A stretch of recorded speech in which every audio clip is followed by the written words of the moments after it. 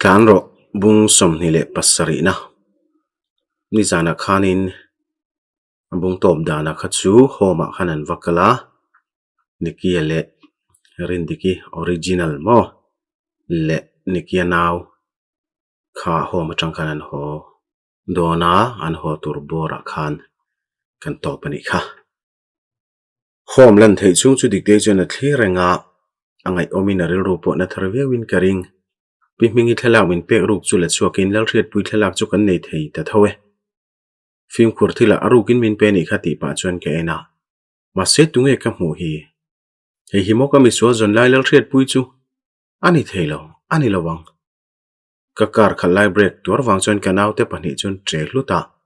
ma mi chun enge moi hriat le kong te box si kan che sulanga sin na ti deuh thata min biak na chu sareng mai la chan po ka tumlo ani theilawang ani hilal hriat pui ni theilawang ka ti le rengota anua thu te pani chu hmalam aron kun nain dikte chon khoi mo kalo enange tin ka thil ken lai chumin po thak sak tang hala kom dan che ka hre thiam lo ka thua ka ro film le tho box si ka om chung chu soifia theilo khopina to thunga tuna thil thleng mek hi mang chia ang mai ani dikte chon kabula ding hi hriat pui chu lom pol so pani exam tura kan kalma po khan thla chu kan la lom kho nge mo da yang le atia rin diki tia kalau hriat le nu pui hiala nei ka du kha apa tha tuma be tu lal hriat pui kha lo ne rengamo ka thinare ma kan naviau mai bok steering wheel chu min ka aw chuak thota kanaw te panian mak min ti poni se ka in thunun thei mai ri tat lo lal rin diki ngilo lal hriat pui kha mai se sual tak le tual hial po tha hre lo ni kha ma se ma ti luya sual tu chunga khatiang thil kha tia na om rengani tual em po that chuang hlei nem ani ang me cheril ru thiang nim takka chona hlau hle dona thuak film lovin a che thut te poni jok mai thei bok masela dik thei chuang lo poi saruin atlan bo boka khatiang thil ti dur khan thuak film nei angai mami bok chon uniki min ti hlawania thilom je dik tak han soite thinrim meli pu bok si angai na shelo fe henatia kabula mi te hre chang lo le ka ka che dan wang chuan kain thiam bik chia lawa dikte chu anin lal hriat pui omna chu ka hreto tlaya karon hruayang ka ti tange nge a eng thil le ka ti don hrelo mai la khanaw kha hlat tumna kala nei chuang lawa misualangin kamana ngai dona dikte hian min huat pha nge bokang kabial nu lal rin diki vantir ko ang me thiang hli me mokati kha nilo thiam lo na nei lo khatiang thil ti tur khana pa khana nor lui zo kani dikte chuan makti mel tak hian hriat pui om nai hriamo uniki ka hre thiam mi lawania inin hriat ti nami ma se engmai soi ngai box si lawa ama zong turin ke min ti boxia atia ani chau hian makati ni lo ke ngei po hian engma ka hre thiam to lo zo kani ber mami chon min thlek ton jak jak chung hian ka hre thiam turin soite u la hriat pui chu dikte thenu kha ani lom ne atia athlak ken lai chu en le thin boka soifiang ena ka hriat lo lai hian thileng kim mai hi chiang vek loi box si ni ina kada phot cheunga ama ngein soifia mai ro se mami zanria kha tui thiang berin lo bot se ro jabial nu goron throi don ka ti kha zanria pok an nei ngal mayang ka ti a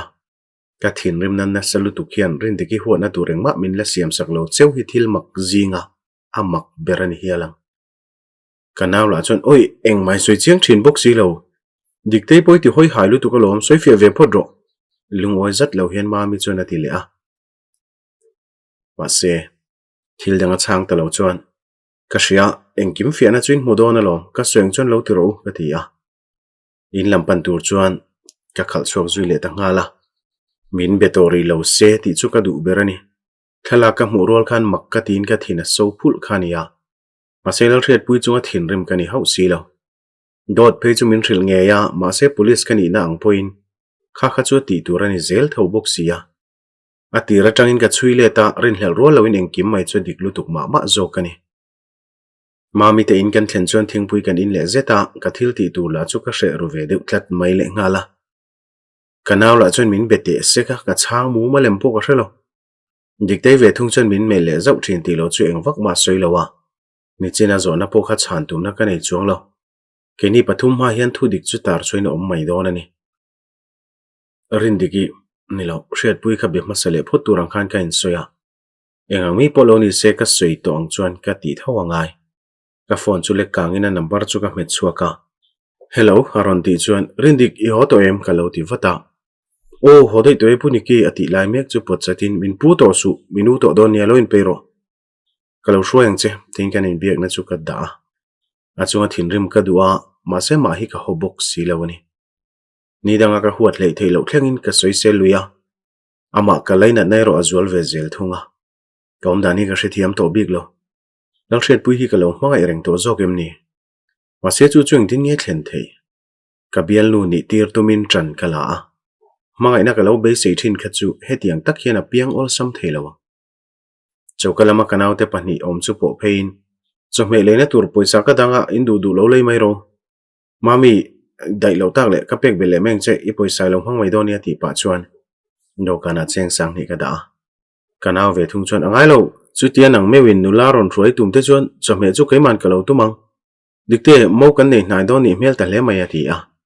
anui pa de ra ra te chuan phuna min siam sak ve thei tlat to lo ka bial nu ni chung rei lo po ni mai thei mase ka lo soi to chu ti nge ka tum lui tlat tho se ni avoi khat na le top na tur po ni seng he poi ka ngai to na mu mal lo lutuk le ka thluak in sual na salutuk chuan min ti ha dam lo tak zeta ka kalphotania tin chuak tur chuan ken her ta ngala rin dikhi ka mu hunai thenge ka omanga enge ka soyang ti phei chungai to lok ngai na po ka thelo hial zo kani na taka phat san kani nuwa ani hi ka thlanga awan doina min bel cha sak tu thawani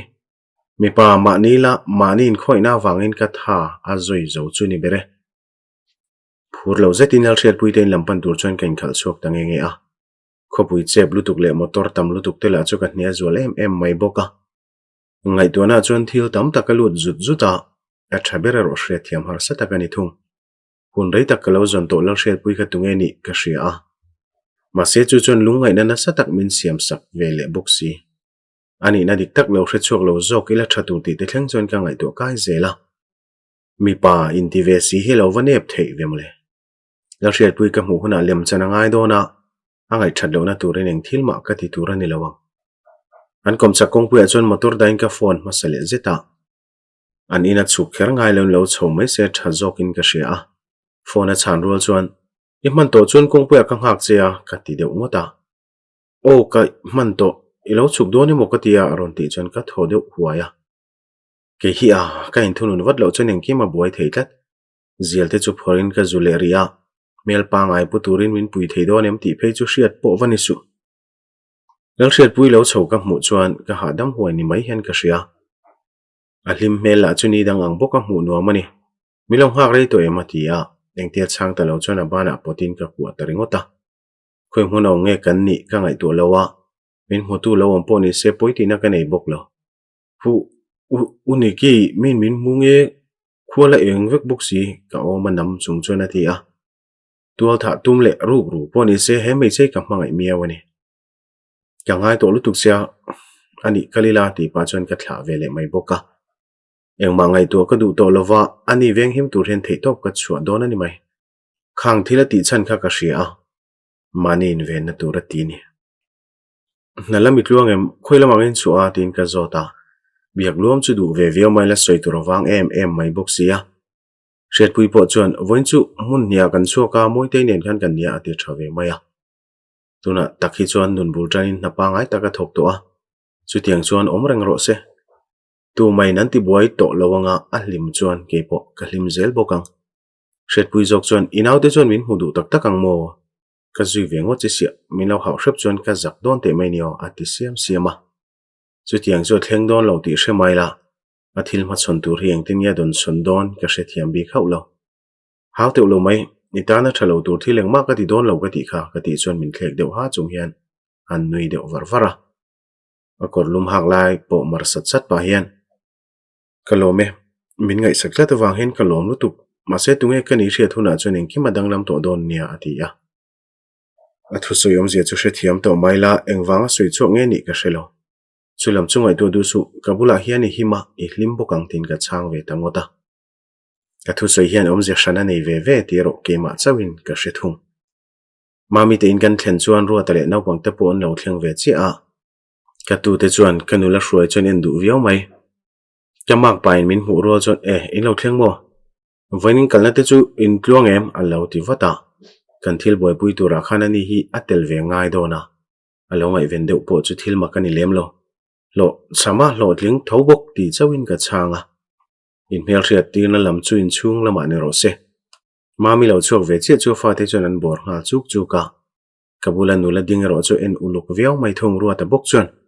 lut photang u motor chu so ti fai ngai donia an thi lei noe dar nasal tuk nui chung hen athia keni ho po chu kanin zui lut ve nga la in chung kan lu ro chuan diktei zong in ka hoi ko ru dewa mase kam hu mai lo naw pang te pani pindanan tlan lu ro chuan he hi amni I then nu chu a mel thale mai mami chuan atia re ngoi thei don lo ti ka resa rengani ani hi hei kanau mami ni hi chuan hei hi pasal ruata tin kain mel riatir zuya riat pui mingero ka soilang ve lo thung nakin loka ming dikta kan redon thowa tuna lo soi thot thot chu tul po ka ti lem lo dikte hi om nange ka wa mulo ve ka ti zom le a ka biak ber chuan zo na ka zot ti po hrele tolo la riat pui chu chi bain min the thiam donia ka ui du ve hi mak ka ti deu lo email tra box ya a phu thlot lo che ni hi a ti deu du a awan trul le lo tak hena wi ngal ma ma deuh thin chu ni lo huat chil ani mang box si lo room ze thian kamel taringota ruata nui hak chuan riat pui biang chu ti taina sa zo sawin ka ria nau pang pani lo tlan chuk te chuan audikte thil ka lo hon che nia tin pindan pakhat zo ka chuan an tlan lut le ngala mami box chen lein dikte chu mu mi anuam lo deu ni mo ka ti chuan voin thil thleng te nuai kha a zo lo ani te kan ring ve deuh wata ain bual ani kha nau pang pani te khan an vati boile ve kang khati ka wangai ven lokange ti pa chuan pindan lama pan ve ngala za mel taka hriat pui min mel le zau thin chuan ka ma ti nom viau mai bok ruata po chuan tikhan lo thuro ka vain thlak ve lokange ati a ruata lu bo rual chuan hriat pui chu ka bula ron in son thara ka zakania inaw la khan min fak der vak boksi reide om lo wila ati deuh sar sara kan nui chuak hak chu min mel zui ram rama choyan som che lom za chan turom lo kha kanaw khan thu dika soilom min du ve mai hi mak ti thamatling alom ka phulo che ti po ka ria tin nara chen ka tuai sak zawa kanak thip ngal zok wang chen ka er ve zup mai khati ti le vai chen ka her vak don ne thu tak fe he na ti a nui vur vur chi poni to lo kanaw kana fakder le nem che a mu dan dik tak a soya ipom du lo ni chon I thu ni mai lom ka ti ve ta zoka dal riat pui bula hian ka hlima ani hian min ti fam kim thlat mai bok no pang pan hi taron tlan chok nuwa chon lal rin diki poron lang ve ngala kabula thu kun tlat chu thlek ve zau ma se mela mu thei don lo ti ka ria mami lo chok ve mek chon thingpui inin ma sadue soi po kan peitonia ati zung zunga ka thil ti tum hian ril ro kap lian ve ema ka ril po tram haulo in to lo maila chokan ei tam thelo palang ka ti ta daya ka tu te chu tv ma thuin ke ni ho chu min ngai to le to haulowa kanaw te panhian thut fel ve ta ka chon mami dikte hei hi ka bial lu lar hriat pui ni hi tina ming dik tak chu ka soi chuak tange nge a ka bula thu choron hoi chuak rang kher mai a kut chu ka lo chel sak wata makti wanga mai dang war pap mai chu ka khoi zawa ka shevek to I thil ti le chunga thil thleng te ka shevek to ka ti zom le a trong tum niom tak hen ang le zo thina ma seng ma phei chu soi chuang lo mi ta la kha phau lo bok dikte po chu lo ding ve hluaya kan lama chona ron phei ngal rok roka hriat pui nang mai ni tero ma se uniki kan mingai nangi ti boksia dikte hei hi hun rei tak ka zon toi thian nu khani hi ka ti chuan kabula thu chona ma ding chu en ve ta chawa enge ngai tu ka hrelo a thlok hi fiam lo zok poni mai the borok te chu chol duk mai po tila ain me viawin karing la hriat pui chu muang chang a thoina thian nu chu mel kiawa dikte mi tuilong zoi zoi po chu a mulo aniang dikte bok chuan mate keima dikte I lalhin diki trap chuak lo tu rain sum wange a khur tar dar ti po ka mu the hriat pui chuan dikte iladam tiro I thilo ti ka ria I thilo tak tak ati chuak ve tange nge a ala oi chi lo ani karing a thianu biang a chuan dim te hena khoi de a amit tui po chu dang zo ta big lo tra chu hok pa hian anin pom chu ta ki ka lo tho huai thung ma mi thungoi reng chu ka mel zawa me chia ti taka mit tui lo shu vele mol to a thian pani te chon soi turan nga veu don te lang renga dal hriat pui ni na ka hret chuak to sini chon tlan bo le da ya tumangem ti po hriat ani to lo chero chu ka ngai to fel vek to a trula ni tak le ka ven theina turin ka in lama po ka khung to mayang ka man don em ti lam phe chu ngai to ngai na po ka la hret chuang lo chewani du to kan nga ta niang chu dikte chuin la hranga he tianga kanin mule mai hi oi har ka ti ma se tak nge ni boxi uniki kalome ka thenu min peklet le wangin kalome in bulaminom tiro wang point kalom du tu pathian ro rel dan hi amak e atimol mola a thenu la ka tangchon mitala son thei meu lo ni shet pui po chon enga tinge engma min thril lo min tlan bo san wang han ka huwa che sin ma se ka ngai thei lu tuk che kole sa po kan in sual thin nang ma wang ve kan i kha min mangai mo ka ti lai khan min phat sana ma se ka ngai dom vik to che atv boka me chenau pang chang tak ang mai ni kanom ve ti hremelan pu to lowa indu tokin trap hot mai teu tiril ru chung chon kan naw chu ka mel zawa ani po chon hre thiam takin lu min bu khuma chokalama chon kan in zui pheya enge ilo tra ve ngota tra bel thei per pu lu tuk ka ti chon ka nunga chum deu oka ka thiang thil murang choi trap lo the ni chon mai nom je hre ve lo ti na ni mai ka thinlong he ke som te la fia berang imi tui ta ve mi lo mo in su mai mai ni kha atileria na sei dik reng trap ve lem lo mai la nukero ul ve tru na lom mi pa ka ni hi ka mi tui tlak ve huna chon khove la mi hring jong jong hen trapang ka ti san rengota ka naw chon min mel rum al khop mai ka tra ve lo wanga min huat ngot chan tu la ka hret der box si lowa naw pang son cho i ma sa se that ka varing ve so kan lei har mel box sia ti pa chuan naw pang pani kheng tur chu la chuak zui nga la thut khom na pin dana om te chu enge mo soin an rile luta engen soi ti phei chu ngai thlak ve kher ka tum lo hun har sa takan pal tlang ve ve a soidun tur pon nga ve khopang hun kan langa a ke po hen zo na chan tur kala nei nol mai theibo thudik bak soi tur ka nei don chuang lawa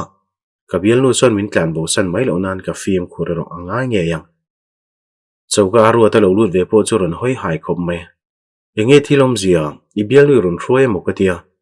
dikte nen la son an trap du na samai boxia ti a dikte chanchin chu hre ve vek to a et puinen anin zom dan le zon nek anni dane ro kala shil ve lo thung mami chon thon thu sei takania nakina ka shil fiang che homa umdun thina nia be sei lo lama anin hule tani soti na pasal jo changa ani chumole an valai na tom ve kha choi siam don mi ruata po chona ti zui ve maya no pangin ei ma sa se ka tia kan tlai mel dewa kan nawina ti lai chon ka tu te hlim nui ri chu ka hre thea boi te jok chon audik te ei po hi inaw thomo upan hi kan nei to don tinan mo ati de ulang langa kabial nu ania an u mai chona dik lawang wa sevain rol ve kher phei chu ka tum lem lawa hret pui chon naw ka nei ve mi lawa ka nawini du mi ati ve boka an tap reng lo chu thoven thlak wa hian ka hria an hlim thom chok ngai thlak phei chon naw pang om kho mang chawan ni lal hret pui poina lem chan na da thaina zia tak tak a chu aveni mel chauka kongka ding ma mi chom ron hui zawa local vatte ti chon ka thorang kher mai abula chon vading in thut khom na pin dana thil thleng mek ka mu chon ka nui chok lo chawni lal hret pui chu sakor le ma tangin ka tu te pani chon nuan lo thuwa dikte chon an tla tur lo veng ve boka naw pang ang mai relu thiang li man ni so iman tir thei don mi nuk ul chawa min mel keu chung hian kanaw chunati a chana har sa tak zet ka shelo le ka nai thria a ka ti ngai tur chuni box sialom ka thinlung le thluak in do me ka hen thutluk na ka siam thiam big lo chuni hi ka ti a dot ka soi haulo mantir ngai tur kani line ka phal chuang box si lawa ven him ka du son ka ven him tum dan he pom don em ti po ka hre thiam big lo eng po thleng don se kan upui ni ma sak tir po chu thaberin ka hriani kanau tho chu khal chu dara ka kwa te ngota ke hinge ama zo ki thlamon ngai po ka hre to lo u iti theilawang isoyang khan pong sol poni ve to mai theya hom nei tu pa berla kha thi chuang nei nem ani soni lawin ke hian pong sol tok tai la i that du nge nge yang tiro ati chuan yaru hut ringota ngai tu non ngai hau loina chana tur chu ka chiang lu tuk hletani ka chan mai lo wang chuan pong sol hnu lo ni ta se ilangai zong don thoem adu wang ani mi lo ti lang renga ati zom le a hethili ka ngai tu na lu tu le haider ka tum mek choni mami tuna chaneng mak ka hrethiam ri lo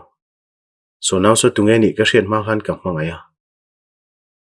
ani na ka hriat nu po hen chu mai na chu danglam chuang buk si lawa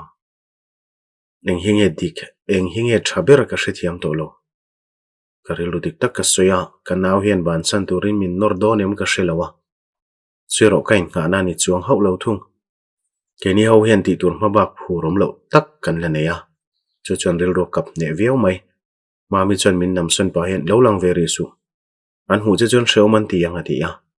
enga soitum na nge ka hrethiam mai lo min hungai lo pon ni chuang buk si lawa ma se kanaw soyang chon ka thut na nga ya kalin ka thule ta zoka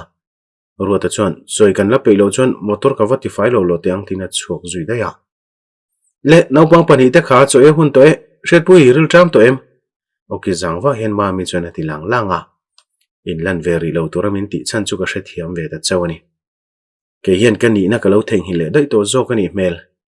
hret pui hi tunge ni ka hre to a min hlau poni se om viau kan in nel ve tran don chawa hetiang thila thleng tamai hi keima tak po hian poi ka ti hle bok dikte zok chuan naupang pani te chu chauka ron hroi lu ta min hu ro chuan uniki kalom lu tuk kanaw min zon hu saka wangin kalom tak zetania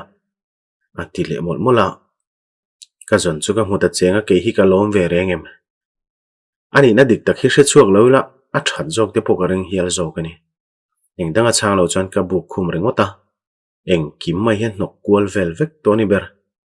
ril rulak pe na tur zongin ka tu te choina bula chuan ka thuda ya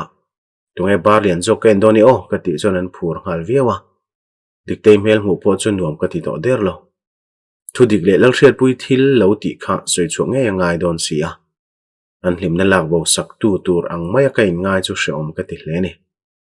ma se hel reng the ni big lawa ka ma dikte lo thu chu ka mel zoka soi du nei ti hai rola ni lo uniki ka thenu so ke mang tho hian ni tan pui theng tro khang thil te kha sual wang shrim shrim ati ni lo wania thu dik ka hrilang che ati chuan naupang pani te chu mel zawa ke po chuan soita che ni u hi min ring theilom ka lo ti ve ngota eng thu dik dang nge soi don ti po ka ai to thiam lo khatiang thil thlen lai khan ke point tha ka du sin ma se hriat pui mangin min vau beta kain hlana ni chuan ani sok khoi lo en tiam wang ani tuna po hian hun rem chang chom vai se kala that du thawang ti ka hria naupang pat ni te hriat hlau ang reng tak chuan ati a dot soi mel ka hmulawa amit menga hian nat dal chau ka hmu thung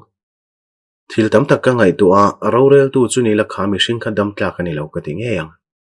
dikte hriat pui so misual tlan bo zon lai ni ti chu hriat kha police berin dikna ka hum him lo ni chuan tu nge hum himang ka ti a ka ti tur la hre hau lo mai la ka ma thu he ril ru hriat ka du tlatani chu chu di kalom thil pakhat che ka di leng che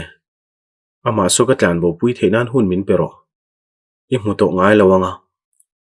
eng thil sual ma ati to lo bokang ka be se lo lu tuk thila soiwa nge chan mai ngai na ka hrelo hetiang tak hian ani mo hemi te pani an lo in mangai le ni e a thian nu thiang hlim na hum him sak thein be sein a taksa hial po hlan phala lo mole dikte kut chu ka chel saka lang thiat pui son pasalatan min nei ni chon ka hum theang chu tiang ati tur choni min thengem ka ti chona mengkok ni main ka hria mak ti viau turom phei chu ka hre ve haulo min chan main boite jok chon au dikte tui ka dunia alo tia khathil kha ka ngai tu na pakhat chu ni reng ma se soi chu mai ka tumbi khau lawa a hunin a zerwang te poniang kongkari rak kan thre rol chon ruwa ta chu hu de phuang hena lo lu ta motor kasile ka ti ka tol thulo male nui hau chung hena ti a kan bo ro poron thlak chiang khop mai dikte le nau pong pani te chu war fe mai hena lo nui ve boka ke po chu kan nui ve tho mai chu tia kan ri kham ham la chon ma mi le shet pui po chon ron lut thei ve boka ma mi chuan in vanui na sa ve nga tinge ron ti ya a fa te chun la nui war don chawni mel apa hi tol thluwa hei hu vek lom an ti zat zata ma mi chuan awa zei lo thlak thine o van thlak wat ro ishi tlang nge nui chung hena ti ve mai boka kan bo rok ri deuh chur chu hria om poina om le to lo shet pui chuan min mel le zau thina biak chu du viau mai la soi mai tur ka van riawani ro ta chuan kan khwal tha chu tu mom hing ni chin khan i soilang telmi loin ka hria min mel pa hena ti a ni don take in mel thria tina ka nei la khan ruwa ta hi om ve lo takalo male dal shet pui ni hi dikte thenu hi nia ka ti thave maya soi sei deuh chu du viau mai la tru lo ka khak tel palang ti ka hlau deuh ni dikte chu loin rol wata urwat ka thian nu chau poni lo ka nawani hi kan no pan la chon napanga thei te mai ni ha ti zom ve boka shet pui chon a thian nu chu huat na tel ho si lo hena mel deuh ram rama ma mi chon shet pui poi ti mi su nau bang nap nga te chu an thri sel du an tialom ei bial pa poin nga thei lutuk tun thleng na thri sel pha ta ni hi ati ve zata awahan oi om lowi o ke ain kum ni na nau panga kanau pan lai hrilul lawang masemin ti lai ve thung in soi top e mai choi nai to si ka ti taringota shet pui nui hak chungai nom ka ti kher mai mami chu ka bula ron ding min kheu zawa angai na hrilo fia ka in chon shet pui chu mel le zuk zuka enga soi tum na nge mon don le mola va bero ati ro chon akal son le da ya shet pui uniki ne hian thut khona pindana lo vaka lok teu chung kan thilenge ma soilok kan duwa ati zui le maya amit make man lo lutu khan chon lam danga siam ti ka chef thiam ve le nu no a ma se nge soi turamin be sei ti phe chu ka shelo ni chin kan nge lo wa soi pui ti ka shabok si lo wa shet pui cheng ma soi lon chauka tang chona chuak ta ngala chuak tura ka ding ve chu ma mi chon ka bana ron manin engkim ka soi fel vek to ingai dam ti hrilla to heng me se pani te not bo ni choni naw ka ni to don lo ni kalro tin chauka tang chon min nor chuaka eng chungi mo lo soi fel ve ngotli shet pui chu tuk verbula lo ding in pon lam lo thlir da ya abula ka vadin po chona om dana dang lam pha hau lawa chutia ngoi ranga din ngot chu thil ti chi ni hek lo hreumi ti em engma ka soilo wang khan min ngai dam do nia ka ti a min man do nem dikte mula chu chon min man su o keima wangin a tur tam tol tuk atira tangin keima wang ve kania allo ti ta ya ka thil ti wang khan min huat veu ka lo ringa mase ati sual po min huai sen taka ma chona thlang jok poni mai the shet pui ipa man tur khan min pui duang em in thian dun hen in tran pui na kama mo do na ka ti ta ka chon rang fe hen min ena amit menga be seina lang jok chu ka mu mai haulo tu ka pa mo athi dai to ka thata lom he ka kut nge hen ka that akut phar chua pa chona ti deu shroka na thilo ipa kha thi hlei nem min pui thengem ka lo ti wata athi lo mo dot min hril me su ke hit tual thatu angai ngain atlai to engma siam tha thei to lo ati wata ama nge hian mu se thu dik chu hremayang engma soi to lo min en wang nu alungai mel tak hen pon lama thlir le daya lo thona wanga kalung phu dat chu ka hre chiang khop mai puniki ati chu lo pat chatin min pu to su ka ti che kha ka ti ya shet pui nui lui chu ka mu thei reng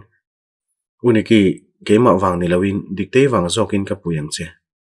ke hi chu min theng hil zui don nia misole tul thatu kani hi ti pa chon lo thing nar nara dikte nen khan engki main hril fe vek to tura ka lo nga ya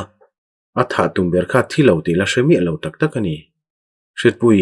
thu dik soi tura in pe ni chon ama khan thiam lo chang jok thei don asin nangni chuin zalen hlau thunga nga tuna in puang hal turin ka tilo che nia in pe hun chu ka ngak theilom ka lo ti ve boka mase ha dam huai mel pol la pu chuang lo a theilo chan thei ka ni to lo ka thil ti sual man chu ke man ka peang lulul taka la ti cheu chu ka do theina hena tlin le tlat to lo in thunun tumin ka ngoi le wangwanga oki ka san vai chuan ka tumangin thila thleng don lo ti ka hria min nei ro min ring zo lo ni chuan min nei ro khoyama ka kaltir don lo che i thiam chan theina tur kong ka ngai tu me kalom chutal chui pom theng tero ka ti a shet pui ding ngoi reng chu ka ngai thei zong ani haulo adara vonin kalam hoi tur chon ka kuai hera mit tuitling piau chunga min mel tu hi ka hmangai ni ตัวจูไว้สมปวทัดรถเสจับไม่นะฮีกัดลมสันเทระวังขมิเข่งขาอันนี้กันซีนงะเห็นไม่ค่ะกันเข่งดาไลแม็กซ์ปักขัดจะกันเข่งดาวะจับตารีทุยตัวโดนแล้ววะยังไงไลแม็กซ์ดังละตูเรียงทิ้งเงี้ยยังเสียตูถูขันนี่ไม่บ็อกซี่กันสวยเวพากันในบ็อกซี่แล้ววะยินนี่เวทเอากระเริงกันสวยไม่เงี้ยสตอรี่ช่วงกันสตอรี่กัลดานะฮี POV อินนักกัลเท่าวะขัดทีนี่เราชวนขลายอันนี้ดิกเตยเละเช็ดปุยอันนี้ตอนนั่นไล่ซีนตักขจูเช็ดปุย POV จอกขานหันกัลเสละอัน feelings ก็เช็ดแต่จากผมก็ดีจุนัดชวนค่ะกันว่า feel ปุยเท่านัดช่วงเงินhalf เดียวกันอันทิ้งลุงตักค่ะนี่กี้ก็ปินดันเลยลำเดียเดียวมาอันเรียลรัวท่วมเลยเชียดปุยเนี่ยนั่นอินเบียกดานะคะกันว่าเชียดปุยตะบกสีแล้ววะเอาวิยมขลายเตะค่ะขลายบัวใครที่เตียงพอนี่เซ่อัชวิเอาเกดาร์จีก็ขับมุลในมิวปุยมิดตุยก็ขับเปรสุกจนทานี่ไหม